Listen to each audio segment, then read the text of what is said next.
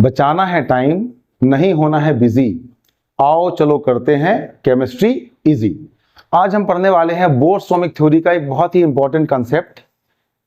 Bore ने कहा कि भाई जो एंगुलर मोमेंटम है वो क्वांटाइज्ड होता है and that is the multiple of h upon 2π। तो आज हम ये देखते हैं कि ये जो एंगुलर मोमेंटम है ये h अपॉन 2π के मल्टीपल के बराबर कैसा आता है। बड़ा सिंपल है। इसके लिए हमको मालूम है कि भाई जब भी कोई एटम अगर हमारे पास एग्जिस्ट करेगा, एटम्स में जो ऑर्बिट्स होंगे, these orbits will be on certain distance. इनके लिए जो नंबर ऑफ वेव्स हैं, अच्छा इलेक्ट्रॉन भी किसकी तरह ट्रेवल करेगा, यहाँ पर it is also moving like the wave all around the nucleus. अब ये जो वेव्स की तरह मूव करेगा, ये नंबर ऑफ वेव्स जो हैं these must be in the whole numbers. अगर होल नंबर में नहीं होगा तो क्या होगा, इससे यहां पर नेगेटिव इंटरफेरेंस आ जाएगा।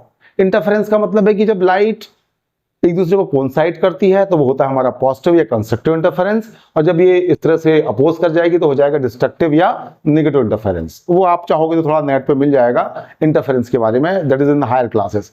तो यहां पर इसका मतलब है कि किसी भी ऑर्बिट का जो सरकमफेरेंस है वो किसके बराबर होना चाहिए, लैम्डा के मल्टीपल के बराबर, तभी वो ऑर्बिट एग्जिस्ट करेगा। Means we can write it like circumference is given by the formula 2πr and that must be multiple of lambda, that is n lambda. Up by the de Broglie's equation, we know de Broglie equation is given by 1 by lambda is equals to mv upon h. Here lambda is the wavelength, mass into velocity, that is momentum, and h is the Planck's constant.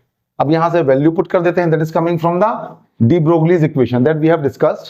अब यहां से value रख देते हैं, means we can write lambda is equals to h upon mv. That implies, so by putting the value that becomes 2 pi r is equals to n, और lambda की जगह हमने क्या रख दिया, h upon mv। जरा साइड चेंज कर देते हैं, mv इधर ले आते हैं और 2 pi को इधर ले आते हैं, and that becomes mvr is equals to n h upon 2 pi. So in that way angular momentum is the multiple of h upon 2 pi and these orbits are quantized. So easy.